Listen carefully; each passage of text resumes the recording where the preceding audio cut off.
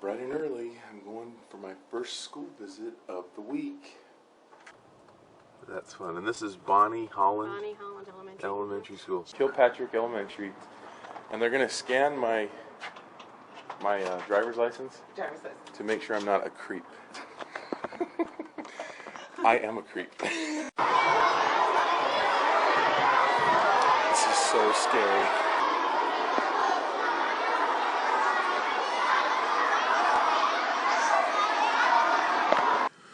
So they told me I couldn't show any of the kids' faces, and that was kind of disappointing because I wanted to have a lot of really fun video. But it is what it is. They have their legal reasons. I did get to sign a ton of books, and I want to thank all the Katy librarians that I visited for all the hard work that they put in on bringing me out there. They even brought books to my room to sign. And people are always asking me, you know, is the illustration community a lot like Hollywood? You know, is it petty? Are people always backstabbing each other? Is it a dog-eat-dog kind of world? And I say no. Illustrators, for the most part, are kind, fun-loving. They support each other. They'll do anything for each other. They give a shirt off their back for each other. It makes you feel sad when people try to get ahead by pushing someone else down. I just don't really understand it, but some people do that, you know. And I'd like to give a shout out to my critique group, Brotique. All the fun-loving boys that come and have given me loving critiques along the way, told me how to make my stories and my pictures better.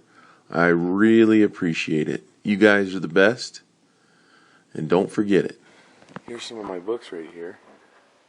You can see they've got them lined up in the library here. But there's a special one right here that we're going to use. And this is Rick Walton's book. We're going to take it over here and use it in the presentation. I need something to prop up my iPad with. So we're just going to prop this up right here. I do know Jake Parker. And this guy deserves to have his book turned inside out. So we'll just turn it around. We don't really want people to find that in one of our friends' books here. We just turn it the wrong way so they buy ours instead, right? And finally, I'd like to give a shout out to the Texas librarians again and Katy for all the hard work they do. They run a tight ship, and they don't let any riffraff in their library. They take out the trash. So I thought I'd end by showing you a little bit of what my presentation is like. Hope you enjoy it, and hope to see you at your school someday. Now, I can only call on someone who's being nice and quiet. So let me see. I need someone to tell me what they think this is. Now, don't blurt it out. If you know, raise your hand. Yeah, what do you think that is? He says a sponge. Is he right? I think he's right. Yeah, that's a sponge. Okay? Now the sponge that a lot of you guys know is the one that you find in the sink. It's rectangular, right? But sponges actually look like this that grow in the ocean. Okay? Now, what do you think? Let's do this here. The right size brush on here. And I'm just going to do a little drawing real quick. And you tell me what you think this might be right here. Let's see. We might need some of that. Now I'm going to draw it really rough.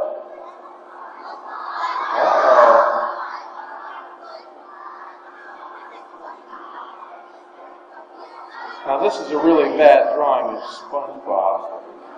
But you guys get the picture, and maybe he has some pants down here. Okay, now let me ask you this. I'll call it something. What is the main thing that SpongeBob is missing? Somebody might know. He said his spots. And let's see. Yeah, I think you're right. I think that's probably the main thing that he's missing that makes him look like a sponge, right? Because what does a sponge have? A sponge has lots and lots of spots all over it, right? Okay. So, when we're talking about making a character, we're going to throw, sorry SpongeBob, I'm going to throw you away. But when we're going to make our own character, let's make a cat, okay? Now, I don't want to make a cat that looks just like a cat, because like SpongeBob, did SpongeBob really look like a sponge under the ocean? No. But SpongeBob, you still look at him and you go, oh, that's a sponge, right? It's a fun-looking sponge. Well, what we want to draw is a fun-looking cat, okay? So, let me ask you this. What would you say, if we look at the cat's head, are the main characteristics that make a cat look like a cat instead of a dog? So let's first start with the shape of the ears, and I need someone to tell me, what shape are those ears? She says they're triangles, so at the top of your paper, I want you to put a couple of triangles, and you can make them pretty small, okay? And then, I need someone to tell me about what shape those eyes are. Someone in the back, maybe. Someone in the paint back there, way in the back row. Yeah, you. What did you say? She says ovals, and I'd say you're probably right on. I just make a couple of oval shapes. And I think the pupil is kind of vertical, kind of like this. Something like that. And now, I need someone else to tell me about what shape that nose is. Not the mouth, just the nose itself. Look at the nose of the cat. And the black shirt there. Yeah. You gotta speak up. What's that? Yeah, triangle, upside down triangle. Very good. Yep, so now we have a nose. You can put a little nose over here. Okay? Now, on the mouth, if we want to get the mouth right, to me I see this line that kind of comes here and then kind of does that kind of thing, right? Now mine's a little thick. Maybe I need to have a little bit thinner. But yeah, it's kind of like that, and then it kind of comes down, right? So maybe we'll put one of those at the bottom of our nose there. And then there's one other thing that I think really makes a cat look like a cat, and it kind of comes out from the nose-mouth area. And maybe I think I might have heard somebody say whiskers, and for the sake of time, we're just going to go ahead and put those whiskers on there. Okay, so now we have triangle ears, we have oval eyes with a little vertical slit, we have a triangle, upside down triangle nose, and that funny little mouth and the whiskers. Now, what I want you to do now is draw 4 shapes on your paper that are pretty big. I want you to draw a circle, and I want you to draw an upside down triangle, and these are going to be a lot bigger than those first things that you drew. And then a square or rectangle, and yours doesn't have to be perfect.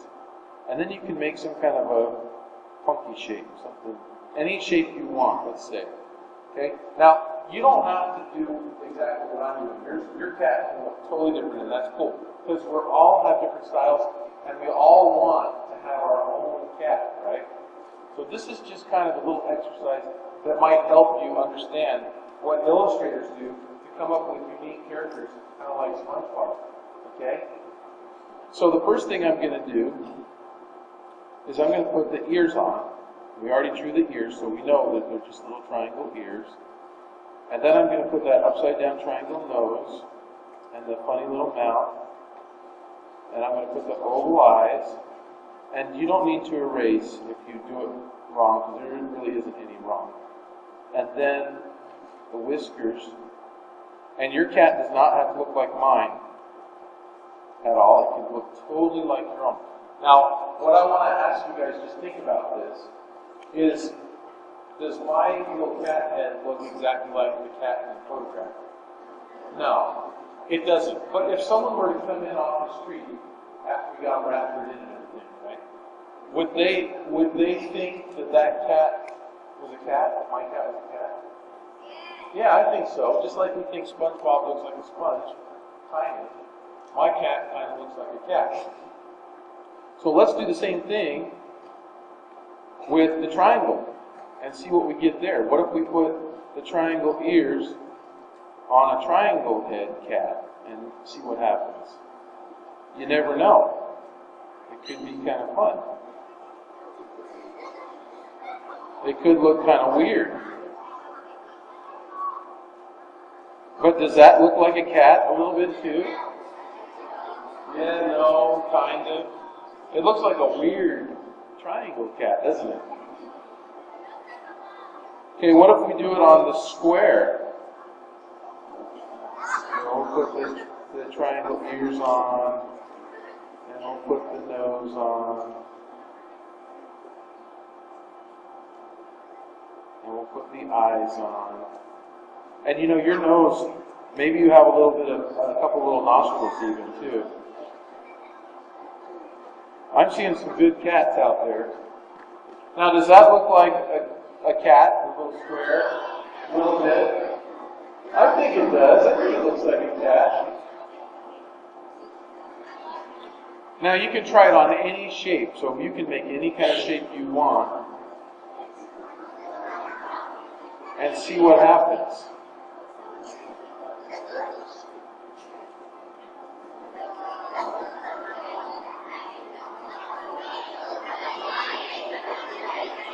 He needs his mouth, doesn't he? That's a weird looking cat, huh? Okay, so that's how illustrators come up with kind of crazy characters. Now let's try another one, okay? So now what I want you to do is I want you to make a couple of ovals on your paper. Now if you need to flip your paper over, that's fine. And if you can write on the same side, that's still fine. Okay? Now I want you to make one oval bigger, a little bit bigger than the other one. Okay? So make one oval bigger than the other. And then, now, I need someone who's being really quiet to tell me if we're going to make two different cats here, these are their bodies. Which body do you think is fatter, the one on this side or the one on the right? He says the one on the right. Okay, so the one on the right is going to be the fat cat. So we're going to try to make, now the goal on this is to make both of these cats look as fat as we possibly can, okay? So I'm going to draw a head on this cat right here. And you can follow along if you want, or you can just watch, it's up to you. And I'm going to do this really quick, so I'm just going to kind of go in and put all those things that we said makes a cat. I'm going to put the whiskers on, and then I'm just going to put little feet on there. And these are going to be really quick, and you're going to wonder like how I'm even an illustrator, because I'm drawing so quick and bad. Now that's a fat cat, isn't it? But guess what? I'll bet we can make a cat look even fatter, even though the other oval is smaller. Now watch this. I'm going to make this cat look really fat.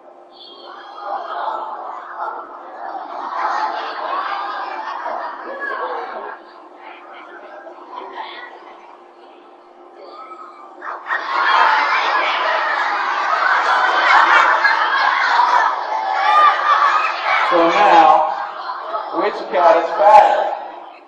Yeah, this one over here, right? Okay, now you know what illustrators call that? We call that, I can't hear.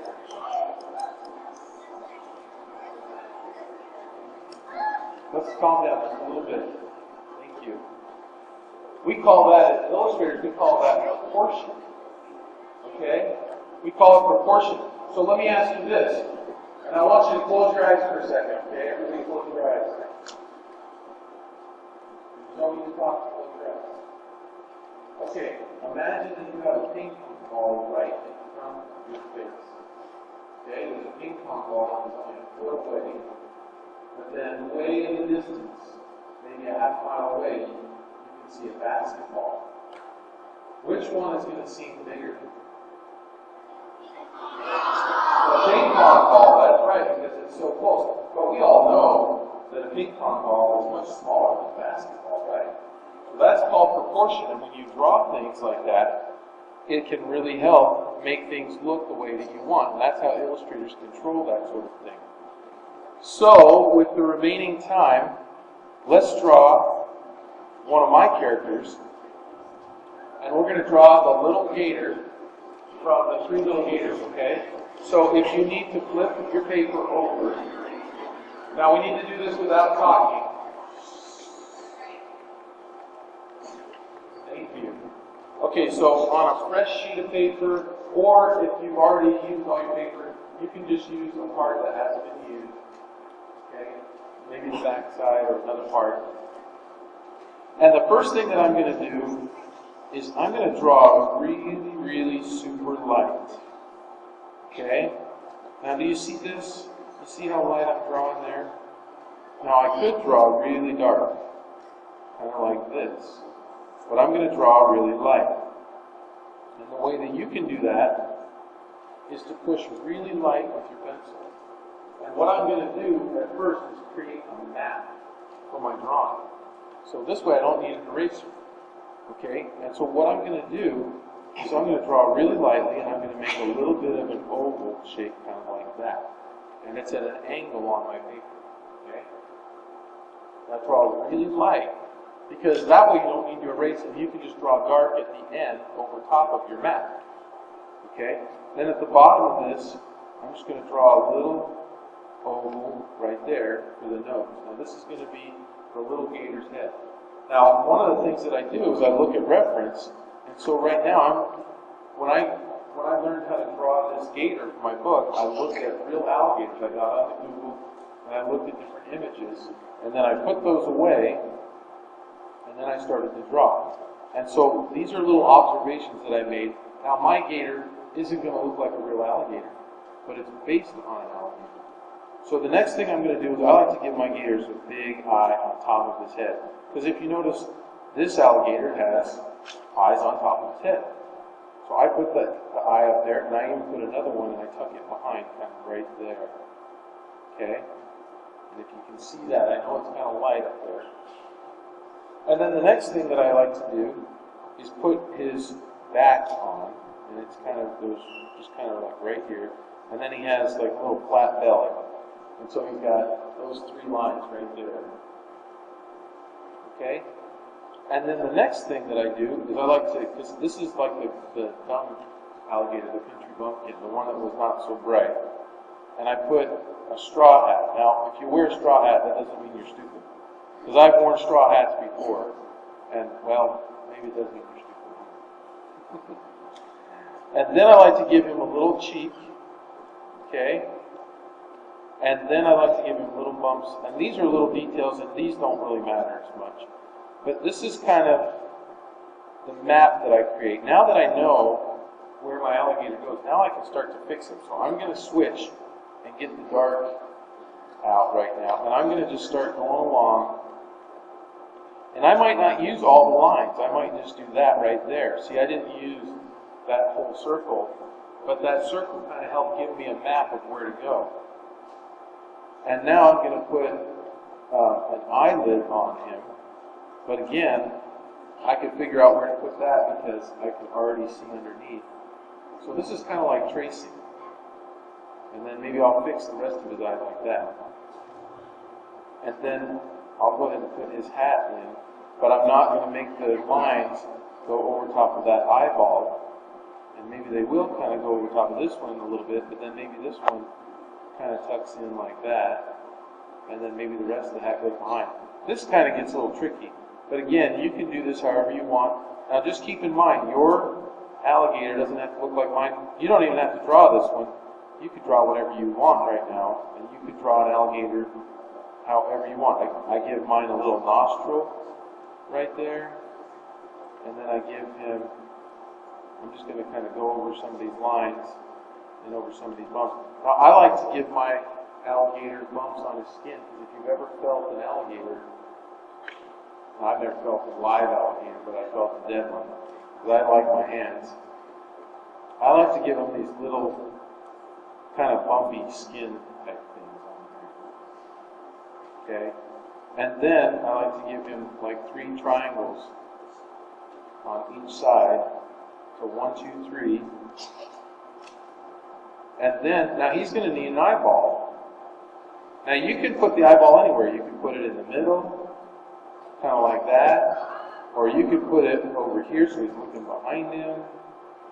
Or you could make it so he's looking down and kind of front. You know? So that's your choice. You put that eyeball wherever you want. I'm going to put mine back here. Okay? And now this, he has another eyelid here, but I'm going to put that other eyeball right there. And now he's missing something else. What's he missing? What do all alligators have that's dangerous? Yeah, the teeth.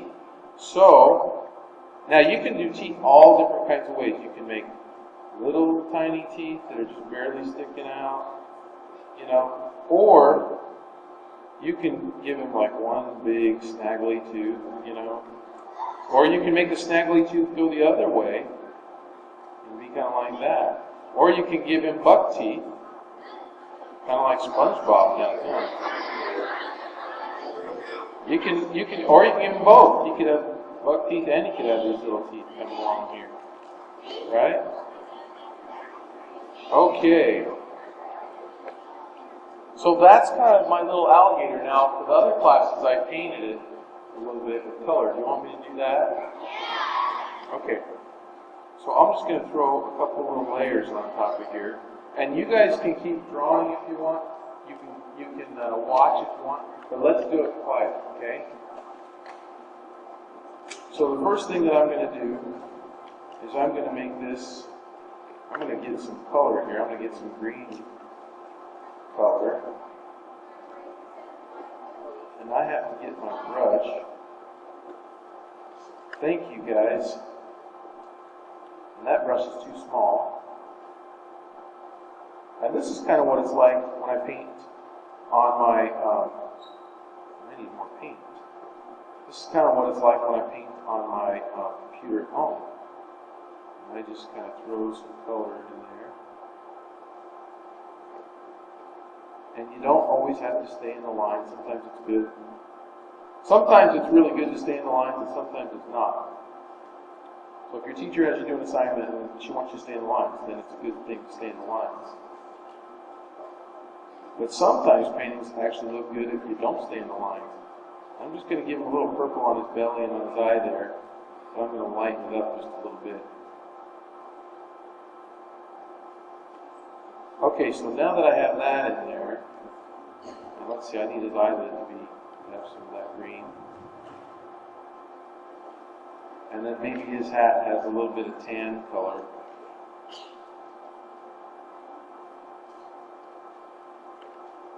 Okay, and maybe his teeth have some of that purple too. Okay, so now I'm going to get some lighter green. I just want to make sure we're all right on time. Looks like we're doing all right. So now I'm going to switch to a softer brush. And I'm just going to start to paint that lighter green in there. And we'll see what we get. So what I'm trying to do now is envision where the sunlight could be hitting him. And I know you can't see that well on this screen, so I'll try to get it more bright here in just a second. But one thing that you guys might not know is that when I paint for the children's books, so like if you take the 3 little gators, I'll bet you guys didn't know that it took me about a week to do just the front cover. So what you're seeing me do here now in just a few minutes, it took me days, maybe 3 to 5 days, to do each illustration inside the book. So it took me months to do that book. And that's, most illustrators, it takes them quite a while to work on a picture like that, a picture book. Because it just takes so long. We want to just make those pictures look so nice. We could even throw in a little bit of that orange in there, maybe. Okay, so now I'm going to put in highlights. And so highlights are the place where, if you have your light source, where the light hits an object and bounces right into your eye. So if you see a highlight on something, that means that you're seeing a right angle to where that light came from. So let's go ahead and do that. And we'll put in some of those little highlights. So maybe there's like a little highlight hitting it right here. Oops, my brush is too big. It's still too big. Maybe like right here. And so you can see how that makes it look shiny. And then maybe on his eyeball he has a little shine. And right here. And maybe on his cheek. So see that? Just with a few little tricks and getting the light in the right place, you can make something look three-dimensional. You can make it look light. So I think we're about out of time, but I think we have time for maybe